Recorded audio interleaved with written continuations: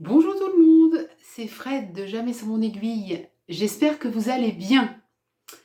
Bon, me voilà enfin de retour. Après quelques péripéties, comme d'habitude. Euh, donc, je suis enfin de retour pour une nouvelle vidéo. Dans l'absolu, il aurait fallu que ce soit un podcast des petites croix du mois de novembre. Mais j'ai pas envie et j'ai plus envie de vous tourner une aiguille à papote. Donc je vais vous parler de ce sur quoi j'ai travaillé depuis la dernière fois. Et puis on va papoter ensemble autour d'une broderie quand je me mettrai sur mon atelier, sur ma table de travail, pardon.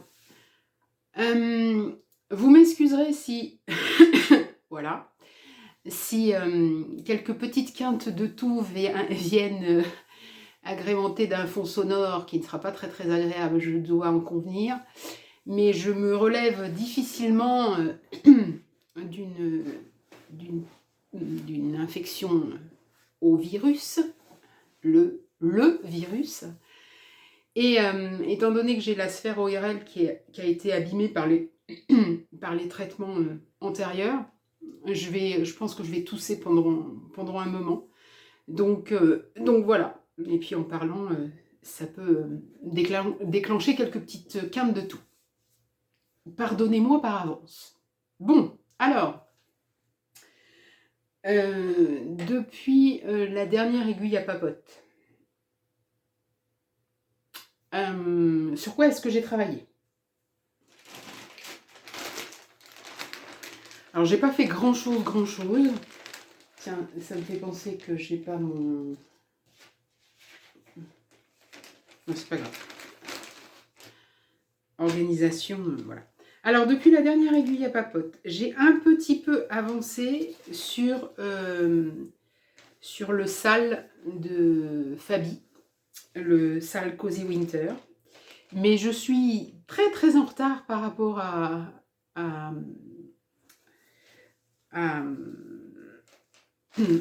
l'état d'avancée des autres participantes. C'est pas bien grave, c'est comme ça. Alors, où est-ce que j'en suis? Donc, je vous rappelle, le sale de Cozy Winter de Fabi, c'est un sale qu'on découvre au fur et à mesure, une étape tous les 15 jours. On avait commencé par broder tout un entourage qui faisait qui délimitait la place pour des scénettes, et elle nous délivre tous les 15 jours 1 à 2 scénettes. Donc voilà. Elle proposait sur sa boutique un petit fil de le matériel pour les fils notamment, les fils et la toile pour réaliser ce sale, mais c'était pas une obligation. Moi j'avais décidé de prendre le kit qu'elle proposait, et j'avais décidé de partir sur une toile de lin 16 fils par centimètre, à broder en un fil à l'aiguille sur 2 fils de trame, couleur mocha. Et donc voilà où est-ce que j'en suis. On est aujourd'hui dimanche 1er dimanche de décembre, le 3, oui c'est ça. Il fait pas bien clair, hein. Donc alors, voilà où j'en suis. Donc la première étape, c'était l'encadrement, effet dentelle. Et là, je suis en train de finir l'étape 2, qui était la scénette du haut avec le cœur et le sapin. C'est bien avancé, hein, et l'étape 3, c'est la scénette qui est là, et là, il me semble. Et puis là, il y a l'étape 4 qui vient de paraître. Bon. Pardonnez-moi. Je vais pas arrêter, hein. Mais bon. Voilà. Donc, des fils qui sont, donc Fabi elle teint ses fils à la main, hein. Donc c'est des fils qui sont dégradés. Vous voyez, on a l'impression qu'il y a plusieurs nuances de rouge, mais en fait non, il n'y en a qu'une. C'est un même fil sur les cœurs, sur les boules, etc. Et c'est pareil pour le vert, que ce soit le vert du cœur, le vert du sapin. C'est très très agréable à broder, c'est très très minutieux. Maintenant j'avance un peu comme une tortue, ben, c'est pas très très grave. Hein. C'est pas très très grave. Donc ensuite, sur quoi est-ce que j'ai travaillé? Ensuite, j'ai travaillé sur un projet qui me tient à cœur et qui fait que je me sens comme à la maison, que je me sens à la maison, chez moi, quand je prod ce projet-là. C'est un projet d'une de mes compagnies préférées. Donc c'est un projet Mirabilia, Miss Christmas Eve, que j'appelle plus communément la fée sapin. Je la trouve magnifique, je la trouve magnifique. Donc, cette fée sapin, je la brode, pardon, je la brode sur une toile de lin, Belfast de chez Zweigart. Donc c'est du 12,6 fils par centimètre. Je la brode dans 2 fils à l'aiguille sur 2 fils de trame. Donc ça nous fait donc du 6 points par centimètre, 6,3 points par centimètre. Alors, point de croix, point arrière, fil DMC, fil de soie spéciaux, un peu de perles que je mettrai à la fin. Alors, où est-ce que j'en suis? Alors, vous vous rappelez quand je vous disais que quand on commence quand je commence un gros projet comme ça, un gros projet, ce que j'appelle pour moi un gros projet, les projets Mirabilia, il y a toute une zone de transition où il faut avancer un peu et où c'est pas que c'est un peu désagréable, mais c'est qu'on ne voit pas vraiment se dessiner le motif, etc. Donc on a un peu l'impression juste d'aligner les croix et de pas trop avoir un rendu. Et puis après on franchit une étape et là le motif se dessine et là ça devient pour moi très très agréable. Et là c'est le cas.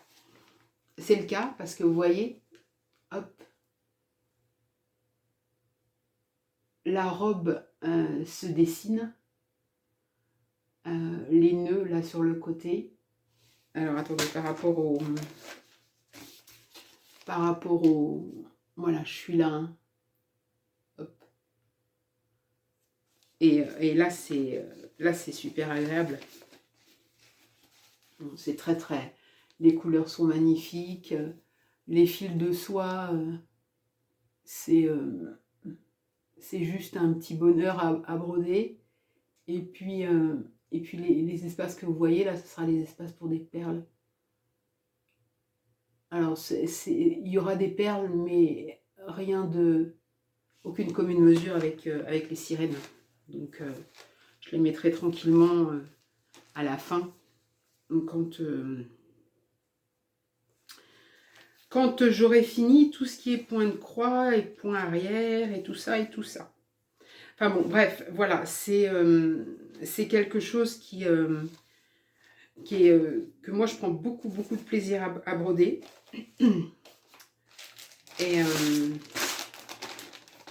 oui, vraiment l'impression d'être à la maison, quoi. Enfin, voilà.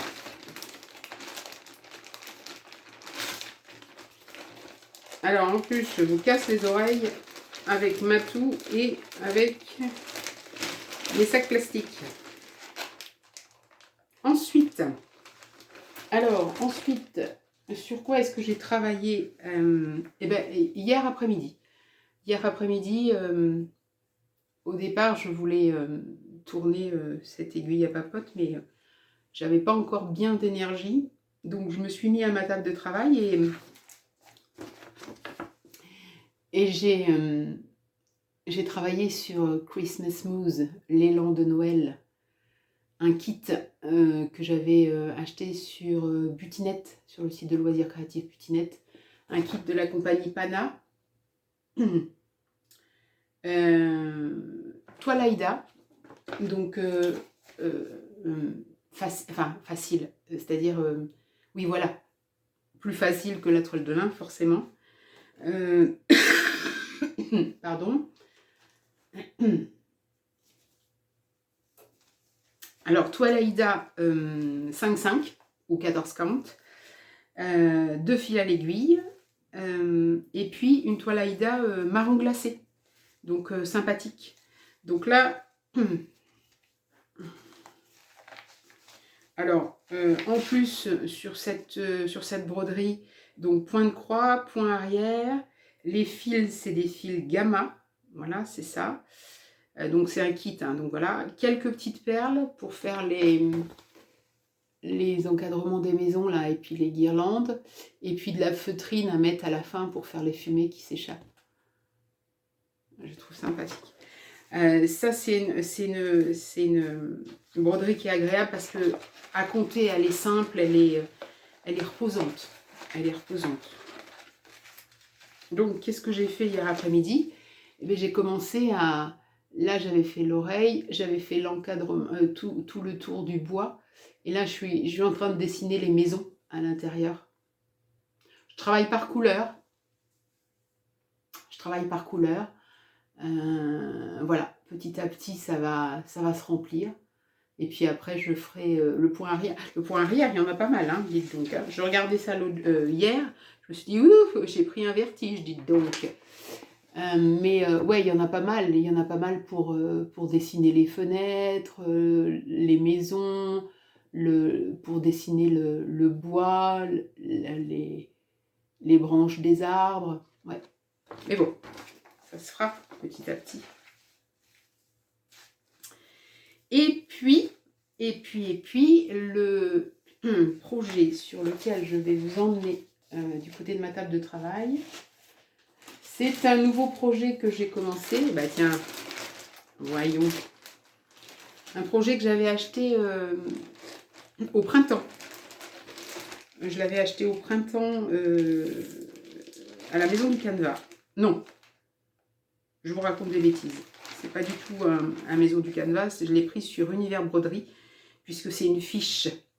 Une fiche d'une compagnie que je découvre, que je brode pour la première fois.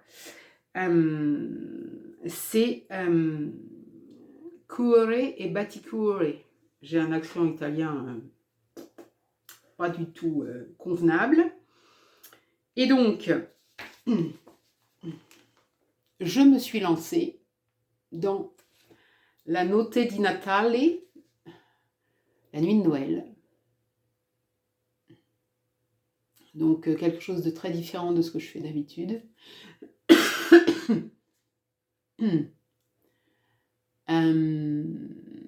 Voilà. Donc, j'ai suivi les recommandations. J'ai pris une toile de lin de chez Sagart. Donc, j'ai pris de l'Édimbourg. Donc, de l'Édimbourg, c'est du 14 fils par centimètre. C'est un peu... c'est la même dimension que mon cœur monochrome. Et par contre, il préconise de la broder en 2 fils à l'aiguille sur 2 fils de trame, bien évidemment, pour faire un aspect un peu, surtout pour les petits personnages là, pour que ce soit un peu charnu, un peu doudou. J'adore d'ailleurs l'ours, le petit raton laveur, le petit lapin, enfin, je trouve ça super joli. Donc voilà.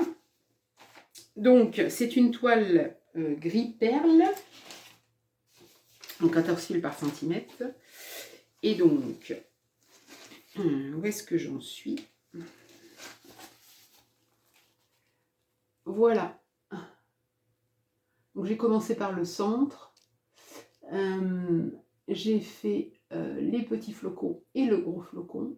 Et puis, j'ai commencé par j'ai commencé par mettre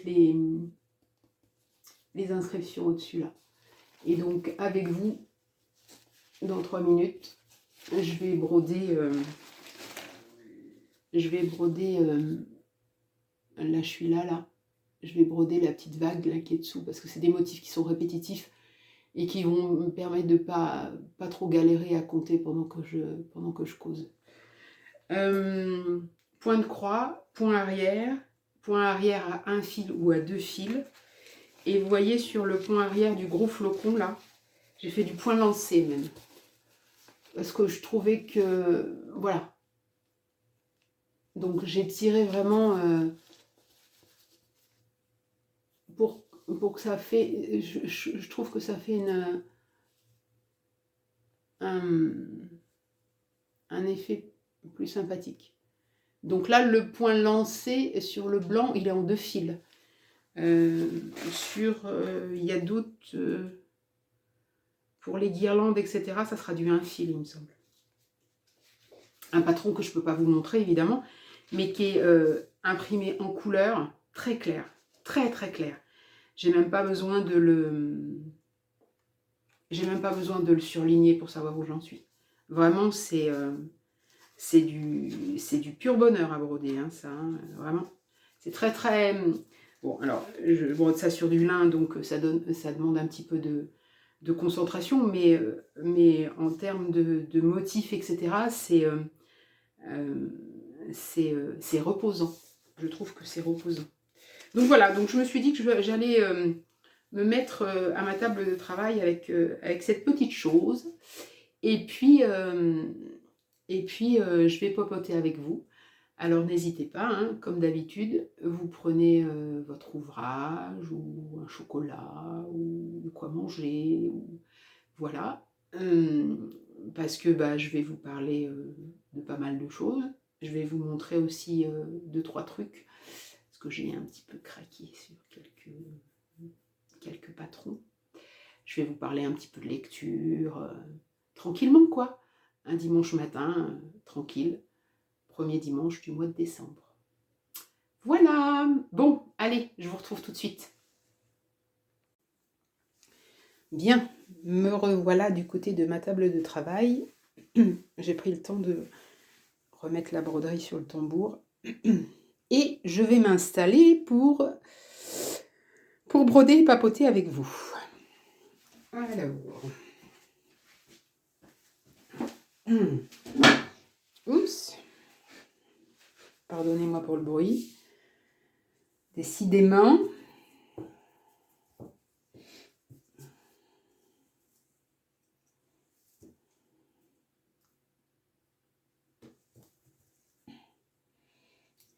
Je ne sais pas si vous voyez là, j'ai craqué sur un petit aimant à aiguille de la boutique Poussière d'étoiles.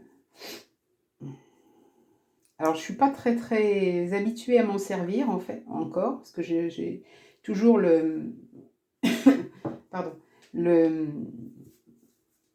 réflexe de piquer dans ma toile ou dans mon petit coussin. Mais je dois dire que c'est joli, c'est utile. Alors après, j'en ai pas commandé plusieurs, hein. J'en ai commandé un. Et parce que de toute façon, après chaque session de broderie, je démonte ma toile du tambour pour pas abîmer la toile et pour pas abîmer la broderie qui est dessous. Et puis généralement je range mes aiguilles, donc c'est pas quelque chose qui reste en place.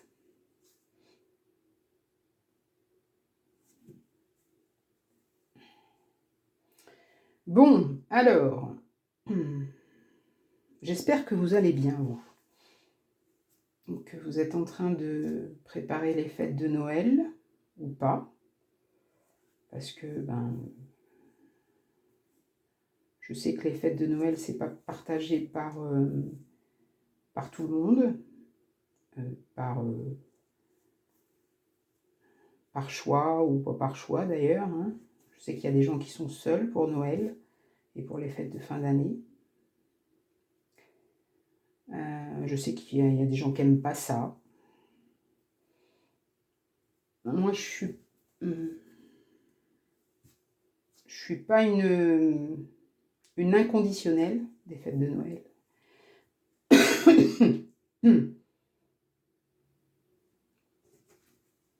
Mais j'aime bien l'ambiance. J'aime bien l'ambiance, j'aime bien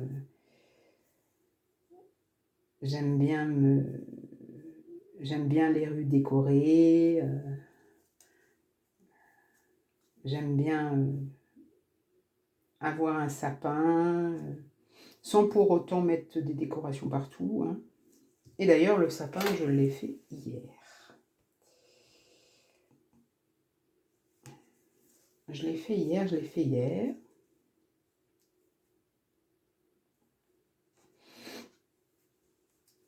Et ça apporte une petite touche à la maison qui est sympathique, je trouve.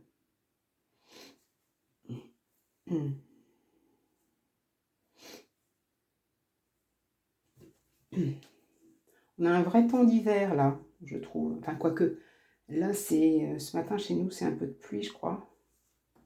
Il me semble que c'est humide un peu. Mais la fin du mois de novembre a été hivernale. Du froid, du brouillard, du temps gris.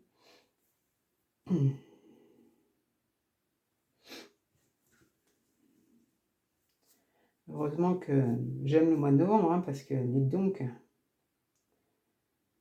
ça n'a pas été facile, hein.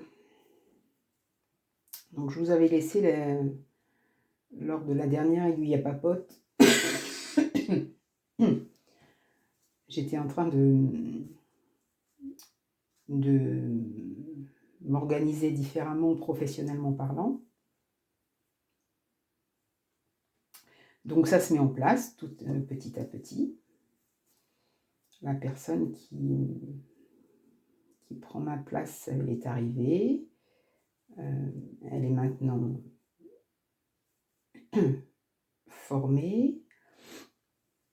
Il va lui falloir un petit peu de temps, hein, pour être complètement autonome, mais bon, c'est pas très grave, ça. Hein?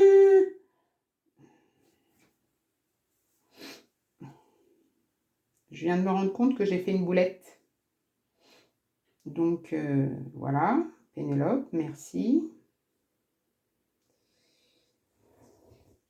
J'ai un décalage sur les premières croix. Je disais donc, la personne est arrivée, a pris son poste tranquillement.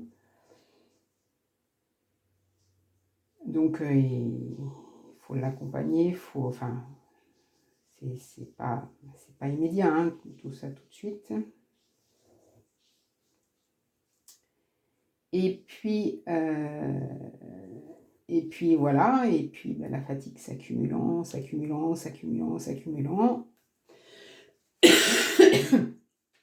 Pardon. À la fin de la semaine dernière, bim, le virus nous est tombé dessus. Alors je dis nous parce que mon mari a été dans le lot avec, hein, tant qu'à faire, au moins ça c'est fait. Donc on a hiberné pendant une semaine à la maison. Alors, non pas qu'on n'aime pas ça, on est bien, enfin, on est des casaniers tous les deux, on aime bien être à la maison, etc. Mais c'est long quand même. Une semaine sans voir le monde, c'est un petit peu long. Alors, me revoilà reparti. Voilà. c'est un petit peu long, donc en même temps, on a bien eu besoin de ça pour se remettre. Hein. Moi, les 3 premiers jours, je les ai passés au lit, clairement.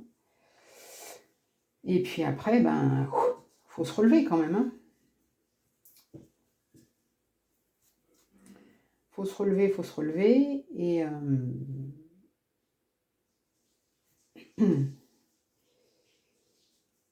Et ma foi, bah, c'est pas simple. Hein.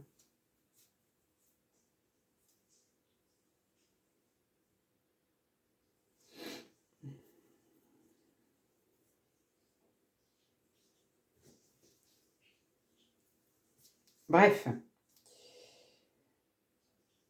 voilà.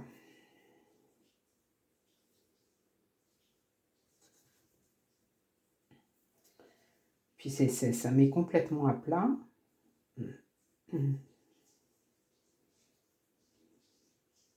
Alors j'ai déjà eu la grippe, hein, 1 fois ou 2 fois. Mais pas pareil. Enfin,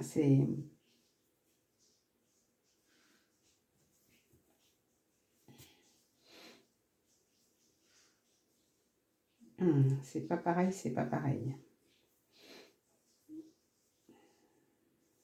Puis là, bon, je suis un peu gênée par la toux. J'ai perdu le goût. Enfin, j'ai perdu le goût. Disons que mon goût est complètement modifié. Alors moi qui aime beaucoup manger, ben, quand vous mangez mais que ça n'a pas trop de... Vous êtes obligé de rajouter une tonne de sel parce que sinon, vous avez l'impression de manger du plastique.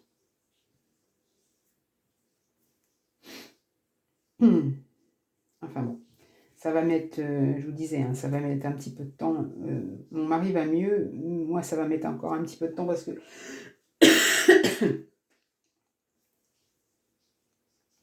j'ai la sphère ORL qui a été bouffée par, par les produits de chimio et du coup je garde une très grande sensibilité à ce niveau-là. Donc forcément, je vais mettre un petit peu plus de temps. Mais bon. Demain, retour au travail, tranquillement. Et puis ça va le faire, quoi. Ça va. On va se remettre tout doux.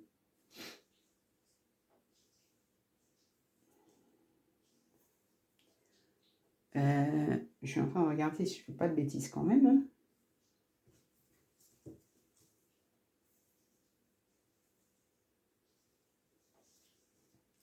Alors j'ai pu broder un peu. J'ai pu lire pas beaucoup. Parce que les premiers jours ont été difficiles. Mais par contre, j'ai fait l'erreur de rallumer la télévision. Rallumer la télévision et en particulier les chaînes d'information. Et alors là, pour mettre le moral à zéro à tout un bataillon de gens joyeux, il n'y a pas mieux que les infos. Hein. Oh là là là là. C'est entre le Covid, la Russie, les gens qui se tapent dessus, la crise énergétique,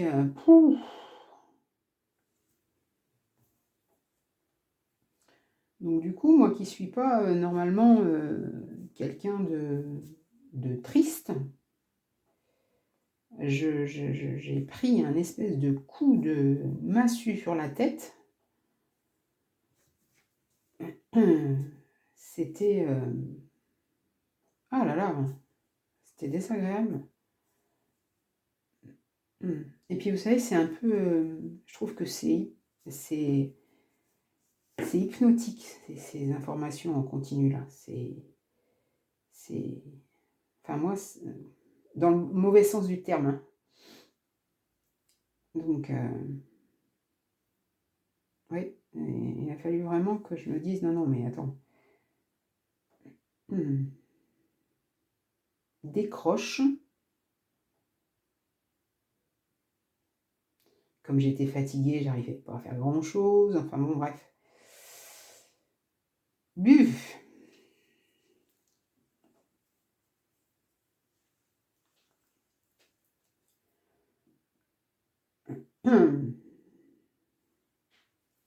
Bon, j'espère que de votre côté, la santé est meilleure et que le moral aussi, il est bon. C'est important.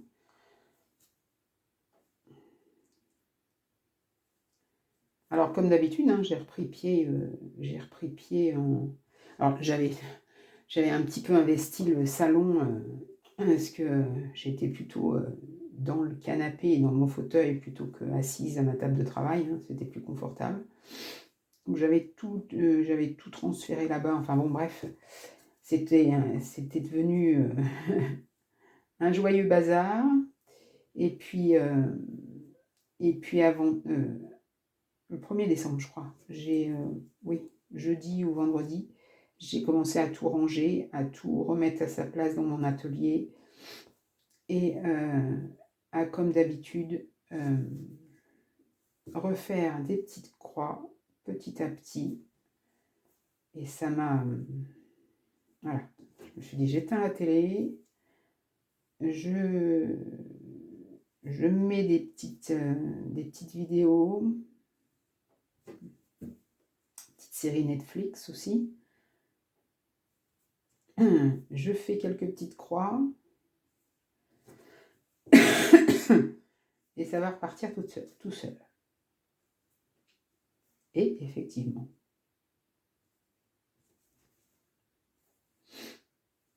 c'est beaucoup plus...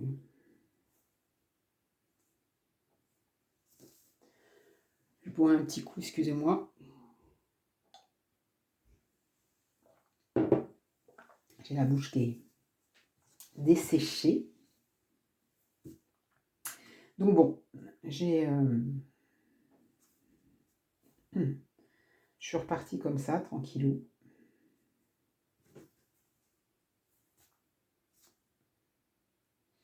J'ai pas forcément fait de commentaires sous vos vidéos. Hein. Pardonnez-moi. Mais comme je vous disais la dernière fois, je suis là. Un peu à la ramasse, mais je suis là.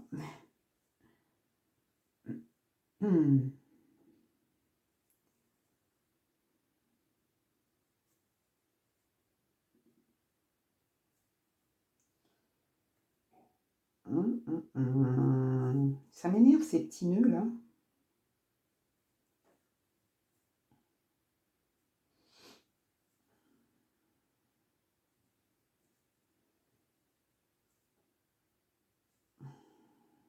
Ces petits nœuds.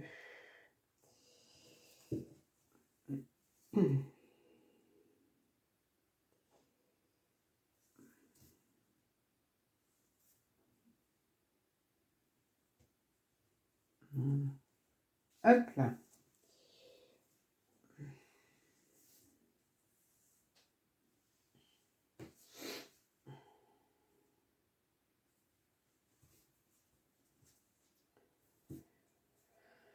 Alors,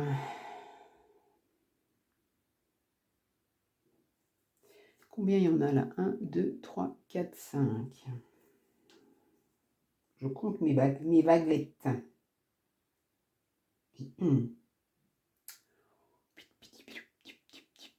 C'est ça.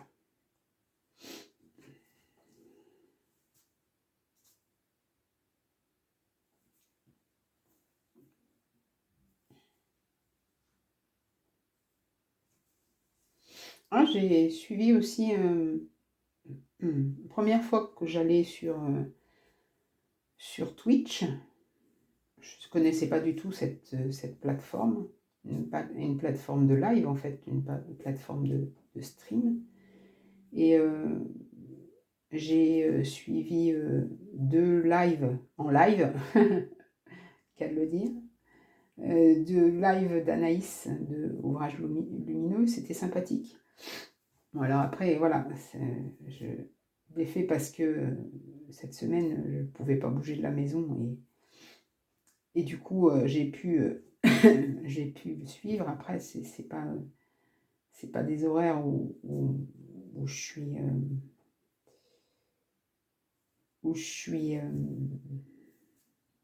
disponible normalement. Mais si vous avez envie de passer un moment à broder en direct live et à discuter en direct live, ben n'hésitez pas. Il y a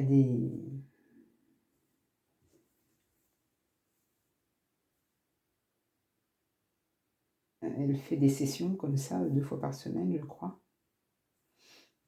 Moi, je regarde la rediffusion, je regarde la rediffusion sur YouTube généralement. Mais bon, c'est pas pareil puisqu'on ne peut pas interagir directement. Voilà.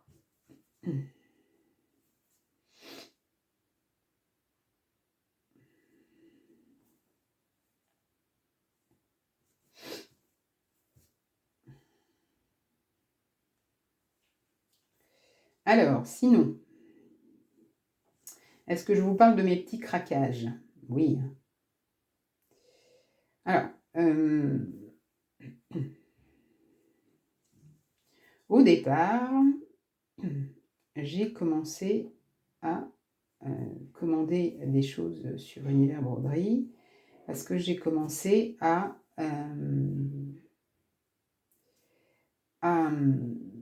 réorganiser mes fils. Je vous en avais parlé la dernière fois, je crois. Réorganiser mes fils, je voulais les ranger parce que, alors, je voulais déjà ranger les 447 couleurs que j'avais commandées sur Amazon, là, parce que je trouve que c'est, enfin, voilà, je ne peux pas les utiliser comme ça, c'est le bazar et ça ne me convient pas. Et puis après, je me suis dit, tiens, mes fils DMC que j'ai classés ou alors qui sont dispatchés dans les différents projets que j'ai commencés, notamment les projets Mirabilia, je voudrais aussi les ranger d'une façon différente pour pouvoir avoir... pour que ce soit plus judicieux pour moi. Alors, au départ, j'avais dit, les bobinettes, c'est pas mon truc, parce que je trouve que ça casse le fil, et que, quand un fil est entamé, on ne sait pas ce qui nous reste, etc. Enfin, je veux dire, ça ne me convenait pas.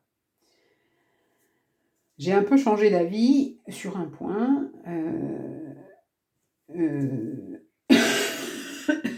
Pardon. Alors, ça casse le fil si ça le casse moins si on ne serre pas trop les bobinettes. Donc déjà, ça c'est bien. Par contre, effectivement, sur la bobinette n'est déroulé que l'échevette en entier ou entamé bien évidemment, mais pas un brin qui est entamé. Donc, pour préparer mes projets, je fais toujours ma liste de mes cotons sur mes petites cartonnettes artisanales, là. Voilà. Voilà. Et par contre, à côté, je n'aurai plus les échevettes complètes. Les échevettes complètes seront rangées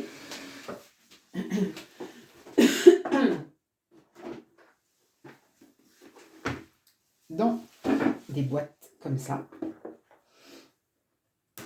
Donc là, je suis en train de toutes les bobiner, hein, il y en a un petit moment. Donc je les ai... donc ça, c'est des boîtes que j'ai trouvées... alors, c'est pas des boîtes DMC, c'est une boîte couture loisir, je crois. boîte en plastique, rangement, j'en mets 90 là-dedans. Elles sont fournies avec 100 cartonnettes. Et la boîte en plastique plus 100 cartonnettes, 4,50 €. Donc ça va. Donc voilà. Donc en fait, toutes mes échevettes seront rangées là-dedans. Et là, vous voyez, je suis en train de travailler du blanc. Il m'en reste encore sur ma petite cartonnette de projet. Quand j'en aurai plus, je vais aller le chercher là. Hop. Je vais dérouler un 50 cm et je vais le mettre sur ma cartonnette projet là. Et le stock, je vais le mettre là. Ce qui fait que, alors là, j'ai commencé à tout répertorier. Alors, j'ai fait des boîtes différentes. Donc ça, c'est les DMC. Alors, j'ai choisi d'utiliser les cartonnettes en carton, des bobinettes en carton. Bon, c'est vrai que ça s'abîme peut-être un petit peu plus vite que les bobinettes en plastique. Pour le moment, voilà. Ça, c'est les DMC. Donc, j'en ai presque 2 boîtes. Et j'ai pas tout fini de ranger.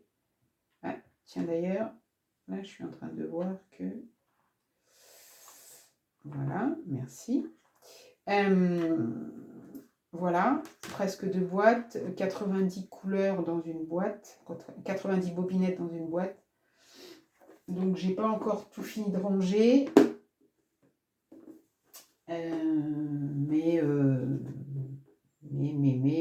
Ouais, je pense que j'arrivais pas à me rendre compte combien de fils DMC j'avais en fait. Et je pense que je monterai à 250, j'en sais rien, on verra. Et donc je vais faire la même chose avec les fils de chez Amazon. Voilà. Donc ça me fera des boîtes. Donc à l'intérieur de mes pochettes projet, il n'y aura plus d'échevettes, il y aura juste les cartonnettes de fils commencés. Et à chaque fois que j'aurai besoin d'une couleur, ben, j'irai dans ma petite boîte. Alors, il y a juste quand je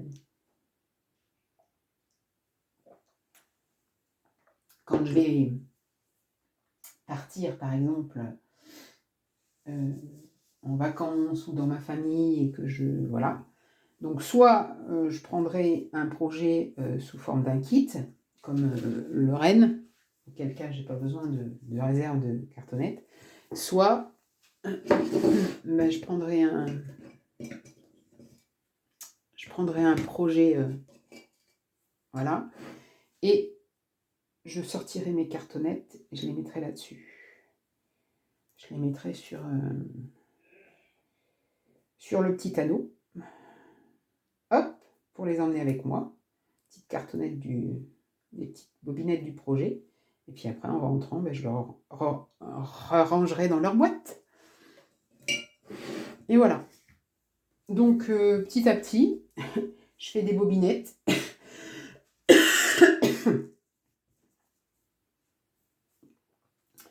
Je fais des bobinettes, Alors, j'en fais, voilà, quand ça me prend.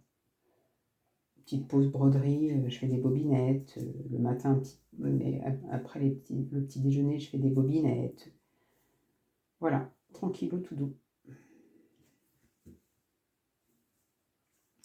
Et puis, à la fin des projets, quand il me restera des fils sur les cartonnets de projet, je suis en train de faire des grandes cartonnettes trouées où il y aura toutes les références pour mettre les chutes. Parce qu'il y a des fois, vous commencez un fil et puis le projet se termine et puis il vous reste tout ça. Donc tout ça, c'est réutilisable, bien évidemment, on ne va pas le foutre à la poubelle. Donc ça sera stocké sur des grandes cartonnettes.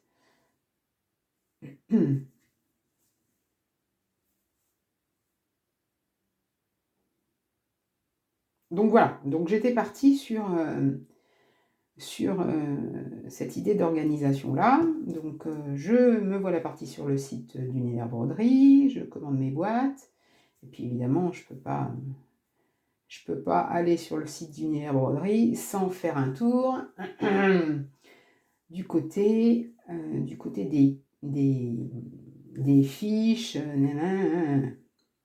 et évidemment, j'ai craqué, forcément. Je me suis fait mes petits cadeaux de Noël avant l'heure. Alors, j'ai craqué sur quoi?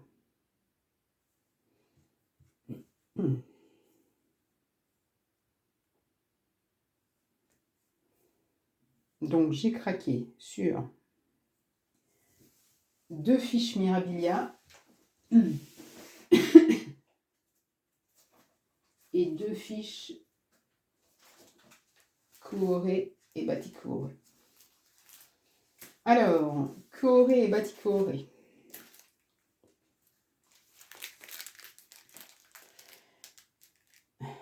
Primavera Ricamata. Un motif printanier avec des bobinettes, des aiguilles, tout ça. Je trouvais très joli.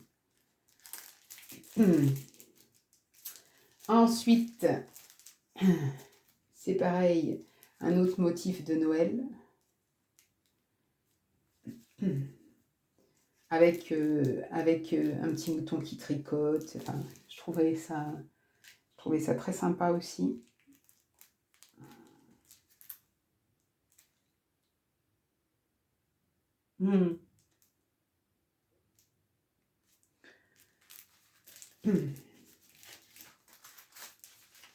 Et puis Mirabilia. Donc Mirabilia, je me suis pris l'heure du thé là. Je sais pas comment il s'appelle celui-là. Si, Ti, Nora Corbett. Voilà. Avec les dames, ça fait très année folle, ça, j'aime bien.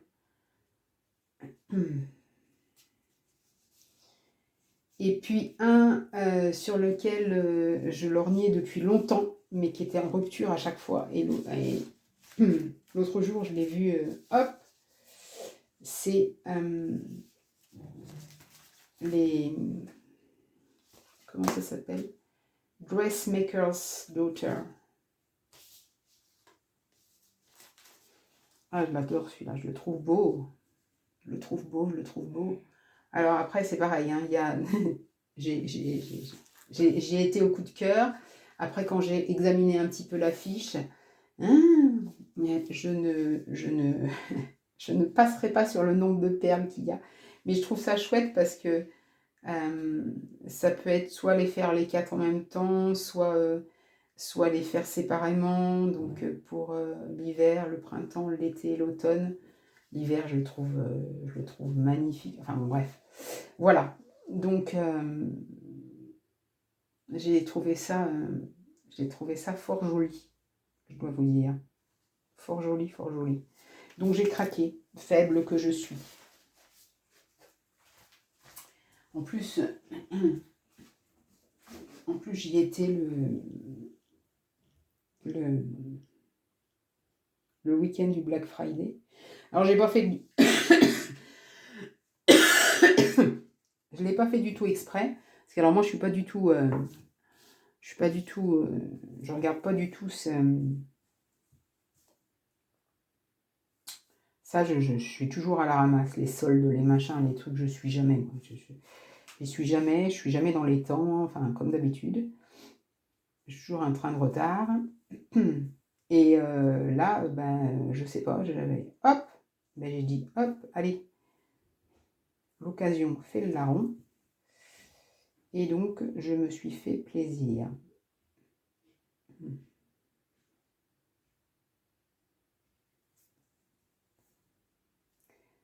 J'espère que je suis toujours, parce que là, j'ai bougé, j'espère que je suis toujours dans le cadre.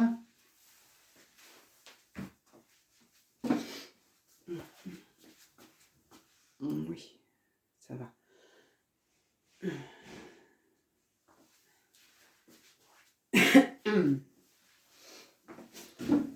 Ah là là.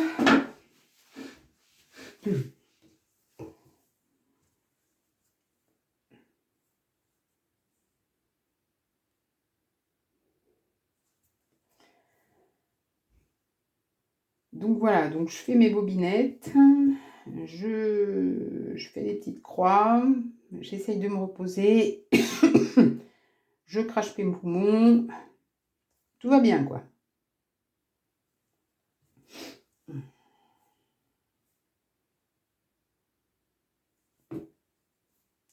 Là vous voyez c'est simple, hein, ce que je fais c'est un motif répétitif, donc j'ai même pas besoin de trop regarder le patron, il n'y a pas de...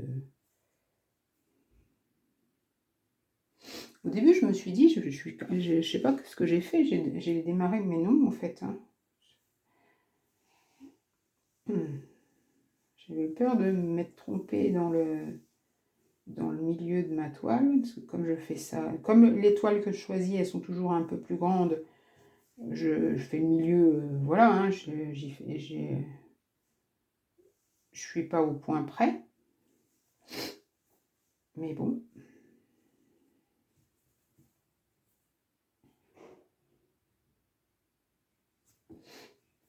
Alors, ensuite, côté lecture. Côté lecture, j'ai enfin terminé, et il n'y a pas si longtemps que ça, La collectionneuse de mots oubliés de Pip Williams.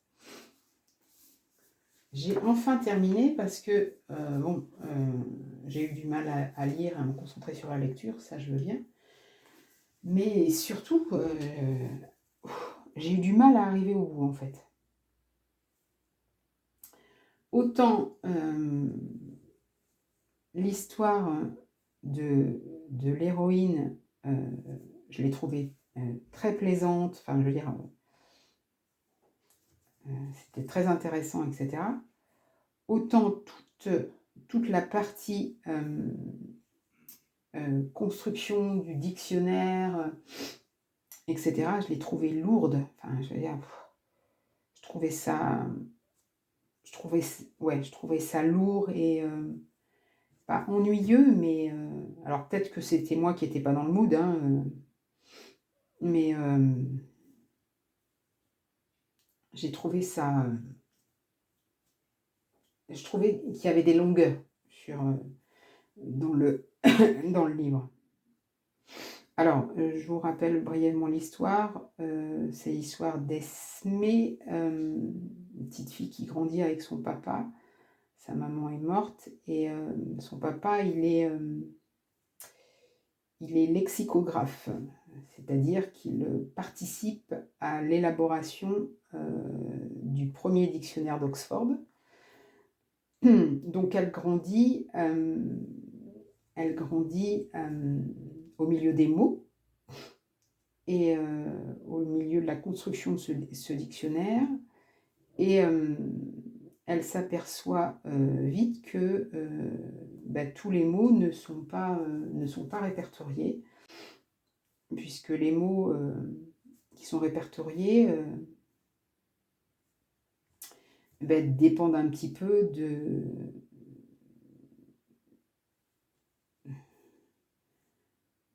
du genre et de la condition sociale des gens qui les proposent, des bénévoles qui les proposent. Et en gros, tout ce qui concerne les femmes et les gens un peu du peuple, c'est un peu mis de côté. Donc, Esmé, elle va grandir dans cet univers-là. Et elle va, tout au long de sa vie, elle va collectionner les mots qui sont pas inscrits dans ce dictionnaire. Et puis elle va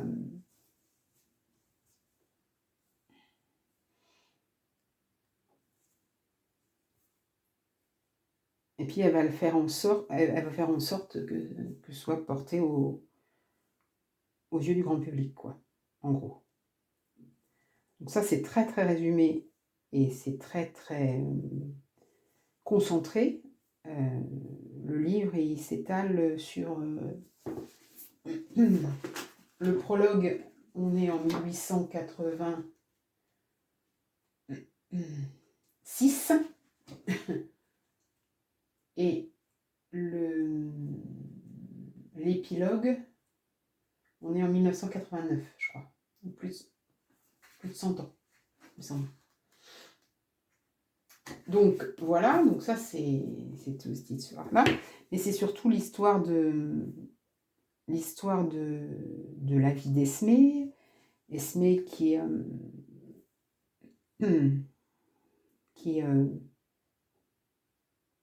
découvre la condition de la femme, qui découvre la condition du peuple, qui découvre, qui fait des choix.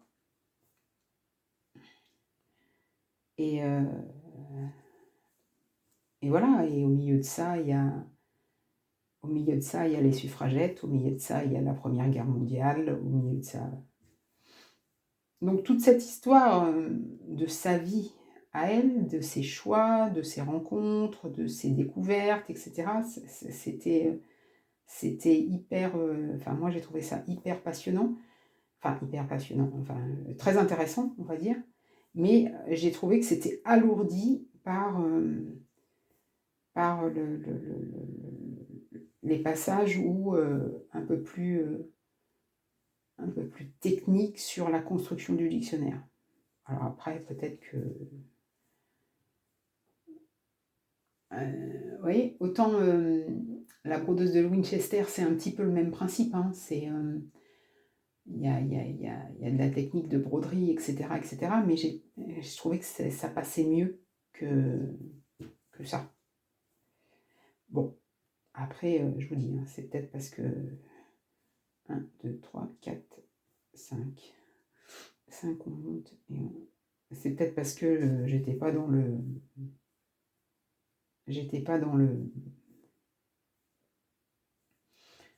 J'avais du mal à me concentrer, etc. Et j'ai trouvé quand même que c'était un peu lourd. Voilà. Ensuite, j'en ai commencé 2 en parallèle. J'ai commencé un roman qui traîne sur mon chevet depuis des lustres. Le goût du bonheur de Marie Laberge. Alors, le premier tome, c'est Gabriel. Alors, je ne suis pas très loin, hein, j'ai lu 70 pages à peu près. Je vous lis la 4e. Une île non loin de Québec où les étés ont des allures de paradis. C'est là que les 5 enfants Miller, bientôt 6, grandissent entourés d'amour dans une maison aux portes ouvertes en grand. C'est que Gabrielle, leur mère, et Édouard, leur père, n'hésitent pas à accueillir ceux dont la fortune, contrairement à la leur, n'a pas survécu au crash de 1929. Dans une société encore très puritaine, dominée par une église implacable pour les femmes, Gabrielle défend farouchement son clan et ce goût du bonheur qu'elle transmet à ses enfants aussi passionnés qu'elle. C'est assez fidèle aux 80 premières pages, puisqu'on fait connaissance gentiment avec la famille Miller. Donc Gabrielle, issue d'une famille québécoise catholique, et Édouard, issu d'une famille à la fois française et à la fois anglaise par sa mère. Et donc du coup, des idées un petit peu différentes. Des idées différentes, notamment sur l'éducation et sur la place de la femme. Et on commence à découvrir cette famille et ses 6 enfants. Voilà. Donc, chronique familiale. C'est sympathique parce que il y a du langage québécois Alors, l'autrice a fait, elle est québécoise, hein, mais elle a fait un...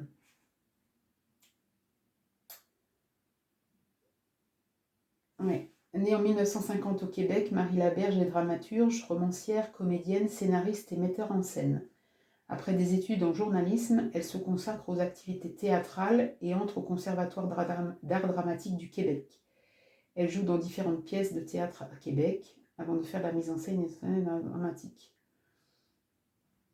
C'est une trilogie, donc Le goût du bonheur, donc c'est une trilogie. Gabriel, le premier tome. Ensuite, on a Adélaïde et ensuite on a Florent. Paru en 2006. Donc, et il y a des expressions québécoises. Alors, au début, c'est un peu surprenant, mais l'auteur a fait un lexique à la fin sur les mots et puis et puis les expressions.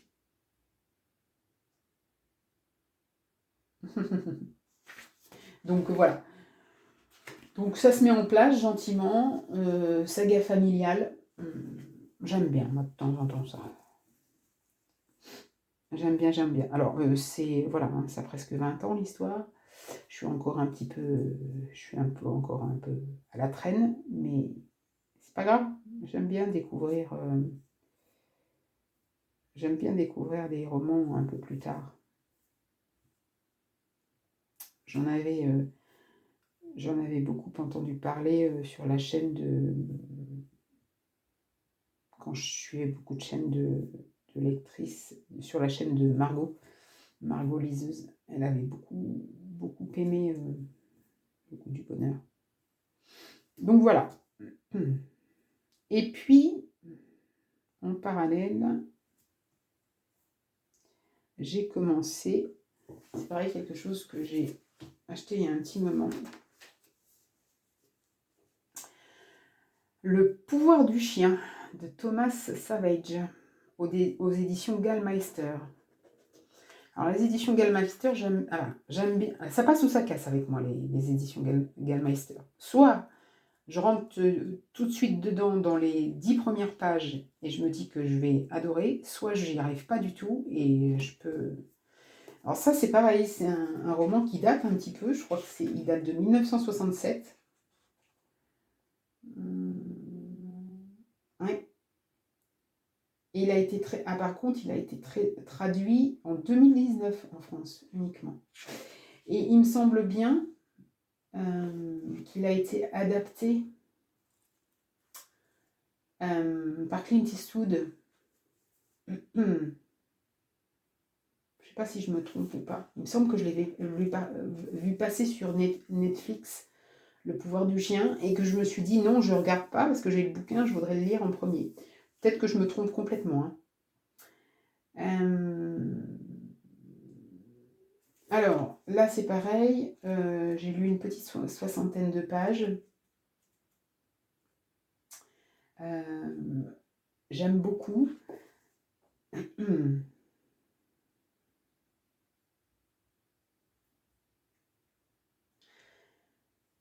Je vous lis la quatrième. Je relisais tranquillement la quatrième parce que je trouvais que je ne savais pas si ça spoilait un peu.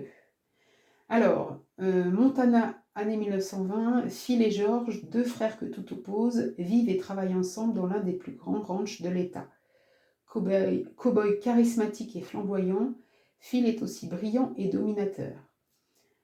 Ses manières rudes et brutales donnent le ton à la vie sur le domaine, tandis que George, taiseux et maladroit, reste dans son ombre. Lorsque George épouse Rose, la veuve d'un docteur local, Phil est persuadé qu'elle manipule son frère pour son argent. Rose vient s'installer au ranch avec son fils, un garçon sensible et sujet de raillerie. Phil décide alors de rendre leur vie insoutenable et multiplie humiliations et affronts sournois. Mais les plus faibles ne sont pas toujours ce que l'on croit. Donc là, à 60 pages, j'en suis à... on nous a présenté Phil et George, donc on voit bien se dessiner cette relation de domination entre les frères. Et on nous a présenté Et on nous a présenté aussi Rose, qui était installée dans la ville avec son mari et son fils. Et là, j'en suis arrivée, son mari vient de mourir, je ne vous dirai pas comment. Et donc voilà. Donc je pense qu'on va embrayer sur la rencontre entre Georges et Rose, et puis voir ce que ça donne. C'est très bien écrit. C'est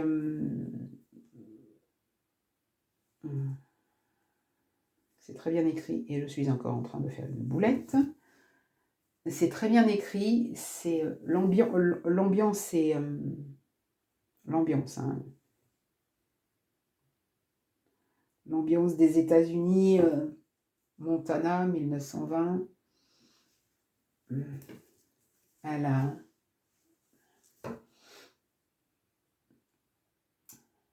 comment dirais-je, une ambiance Far West un peu, hein, sans, on est quand même après, mais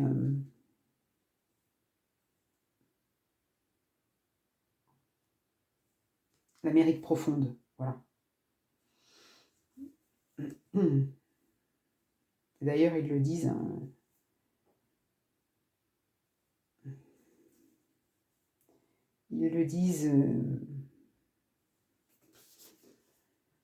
Télérama, les ombres de Steinbeck et de Tennessee Williams planent dans le ciel de Thomas Savage et l'Ouest. Le vrai est une nouvelle fois terre de littérature. Et c'est vraiment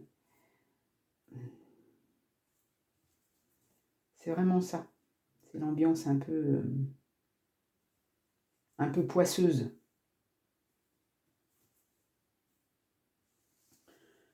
Donc voilà. Donc le pouvoir du chien, je le lis, c'est un peu plus exigeant en termes de style. Donc je le lis plutôt le matin. Et puis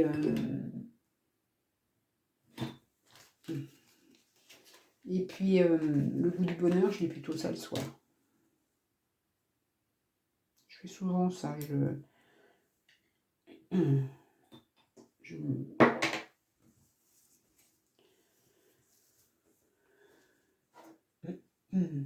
Je mets souvent de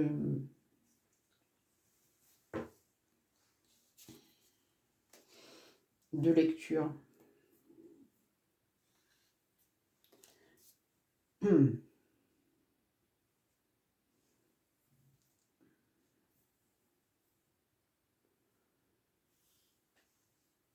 Voilà. Bon, moi j'ai fait ma petite vaguelette.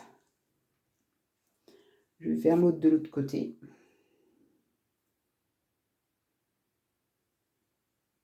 Ah, je ne vous ai pas dit aussi, du coup j'ai essayé un petit peu les fils Amazon. Et puis par rapport au fil DMC, alors c'est clairement pas la même qualité. Mais ça reste de la qualité qui est complètement honnête. Par contre, moi je trouve qu'ils sont plus fins. À l'épaisseur de l'échevette, je le sentais déjà. Quand je les bobine sur mes petites cartonnettes, je m'en rends compte. Ça prend pas la même place. C'est pas, voilà. Et puis c'est surtout quand je les dédouble et quand je prends les brins, les fils. Je trouve que les fils sont plus fins et moi j'ai eu un petit souci de dédoublement. Donc du coup, je ne les utiliserai pas pour broder en un fil, par exemple. Parce que je trouve qu'ils se déboulent. Par contre, en 2 fils, voire en 3 fils peut-être. Je pense que pour donner un peu d'épaisseur et de... Voilà, peut-être qu'il faudra les broder en 3 fils pour les petits personnages. À voir. À voir, à voir.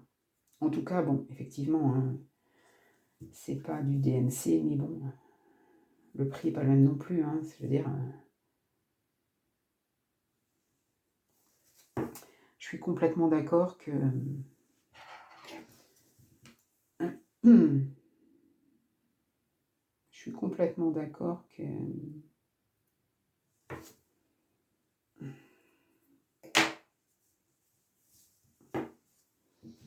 47 couleurs, 447 couleurs pour 33 €, voilà.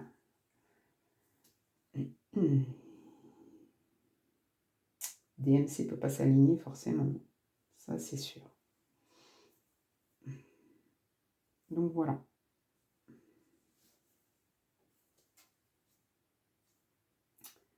Bon, allez, ben, je suis repartie sur l'autre côté.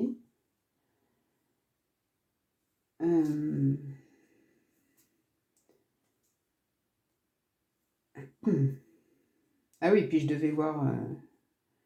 on devait se voir avec Sandrine de la chaîne Sandrine Polypassion. Ben, on devait se voir... ben, pas jeudi là, mais celui d'avant. Et puis bingo, on n'a pas pu à cause de ce satané virus. Donc, j'espère qu'on pourra remettre ça très vite. On était toutes déçues, l'une et l'autre. Bref, mois de novembre, voilà. Bon, ça reste quand même mon mois préféré, mais quand même, hein. Ça n'a pas eu que des...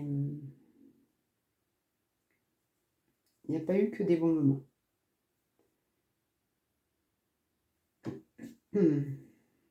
Hop. Bien, ben écoutez, je ne sais pas où j'en suis. Et je pense que je vais vous laisser là.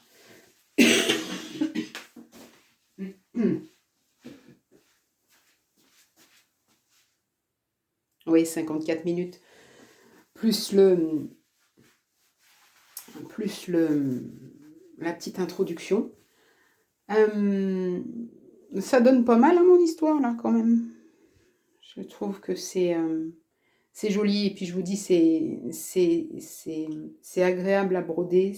Malgré que ce soit sur du lin, malgré que ce soit sur du 14 fils. J'avais un petit peu peur. Mais non, finalement, ça se compte très bien. C'est des motifs qui sont isolés. Il n'y a pas beaucoup de... Ouais, si je remets ça là, il n'y a pas beaucoup de... Si, il y aura peut-être un petit peu de confetti dans les branches de houx là, mais honnêtement, après c'est des grandes zones. Hein. Donc voilà. Bon, bah écoutez, j'espère que cette vidéo vous aura plu. J'espère que ma toux ne vous aura pas trop dérangé.